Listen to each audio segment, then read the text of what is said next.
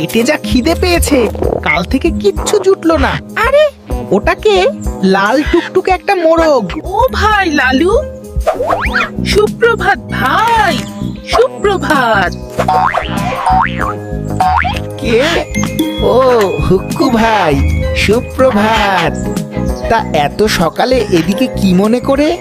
বহুদিন তোমার সাথে দেখা হয় না, আজ ভাবলাম তোমার সাথে একটু গল্প করি। ধন্যবাদ ভাই, কিন্তু আমি তো এখন নিচে নামতে পারবো না।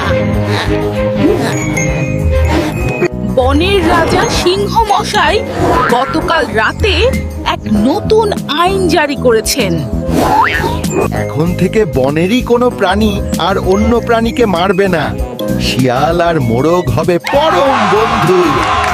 বাহ, এ তো দারুণ খবর হুক্কু ভাই। শিকারি কুকুর। না ভাই, আমি চললাম। শিকারি কুকুর? না ভাই, আমি চললাম। কি শিকারি কুকুর?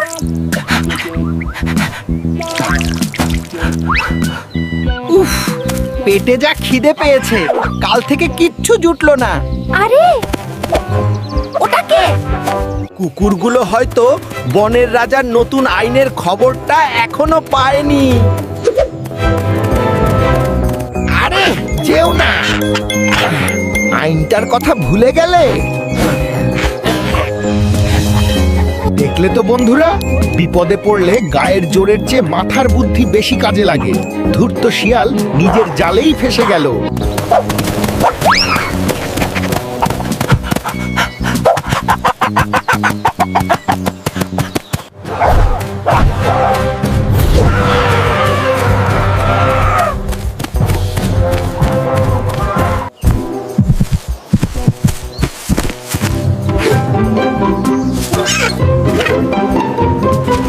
আসলে কুকুর তো দেখছি না।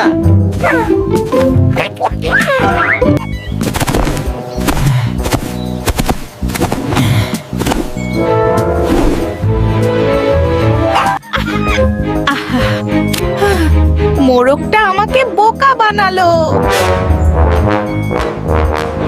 আর কখনো মোরগের কথায় বিশ্বাস করব না।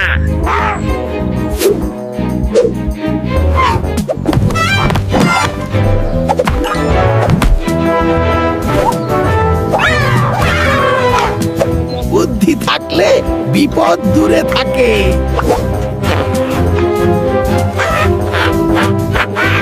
এই লালু, জানিস আমি তোর চেয়ে অনেক চালাক।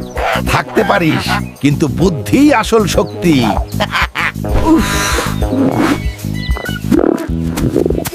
পেটে যা খিদে পেয়েছে, কাল থেকে কিচ্ছু জুটলো না। উফ, পেটে যা খিদে পেয়েছে, কাল থেকে কিচ্ছু জুটলো না। আরে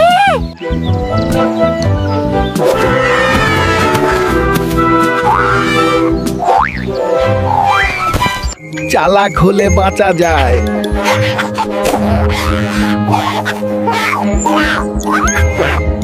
চালাক শিয়াল ও বুদ্ধিমান মোরগ। সমাপ্ত।